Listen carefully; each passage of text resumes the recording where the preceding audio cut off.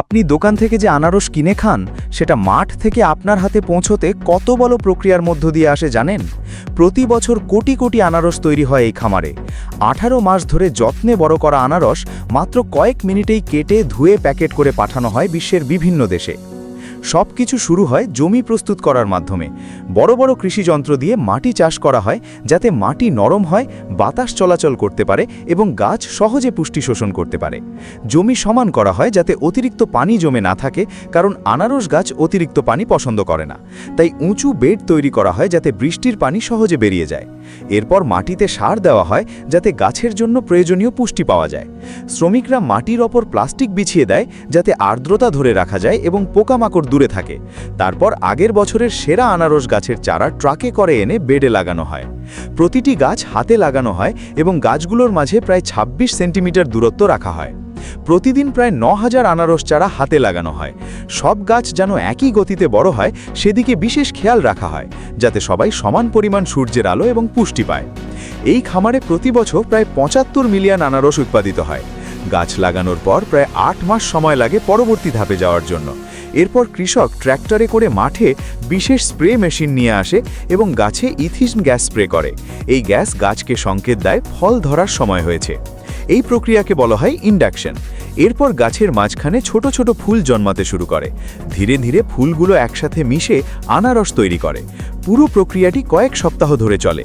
একটি আনারস গাছ লাগানো থেকে ফল পাকা পর্যন্ত মোট প্রায় 18 মাস সময় লাগে। আনারস পাকার পর কৃষকরা পরীক্ষা করে দেখে ফল ঠিকমতো মিষ্টি হয়েছে কিনা।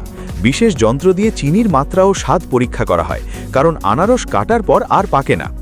যখন আনারসের খোসা সোনালী রং ধারণ করে এবং ভেতরের অংশ সবচেয়ে বেশি মিষ্টি হয়, তখন তা সংগ্রহের জন্য প্রস্তুত হয়। বেশিরভাগ আনারস হাতে সংগ্রহ করা হয় যাতে ফল ক্ষতিগ্রস্ত না হয়। শ্রমিকরা বিশেষ ছুরি বা কাঁচি দিয়ে খুব সাবধানে আনারস কেটে কনভেয়ার বেল্টে রাখে।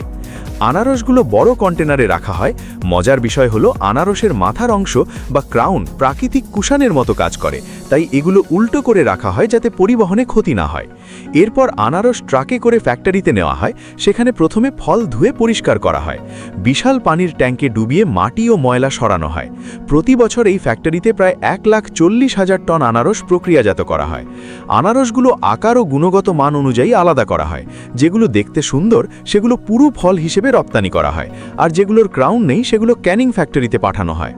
রপ্তানির আগে আনারসের ওপর মোমের আস্তরণ দেওয়া হয় যাতে ফলের আর্দ্রতা বজায় থাকে এবং দ্রুত পেকে না যায়। এরপর ঠান্ডা কক্ষে সংরক্ষণ করা হয়। ক্যানিং ফ্যাক্টরিতে আনারস আবার ধোয়া হয়। তারপর বিশেষ মেশিন খোসা ও মাঝের শক্ত অংশ কেটে ফেলে। আনারসের শক্ত খোসা ব্লেড দ্রুত নষ্ট করে দেয়, তাই প্রতি আধ ঘন্টা পর পর ব্লেড ঘাড় দিতে হয়। এরপর আনারস স্লাইস করার মেশিনে যায়। প্রতিটি আনারস থেকে গড়ে প্রায় 7টি স্লাইস তৈরি হয়। শ্রমিকরা পরীক্ষা করে দেখে কোথাও খোসা রয়ে গেছে কিনা। পরে স্লাইসগুলো ছোট ছোট টুকরো করা হয়। সবচেয়ে মিষ্টি অংশগুলো সরাসরি ক্যানের মধ্যে ভরা হয়। এরপর ক্যানগুলো সিল করে উচ্চ তাপে জীবাণুমুক্ত করা হয় যাতে দীর্ঘদিন ভালো থাকে।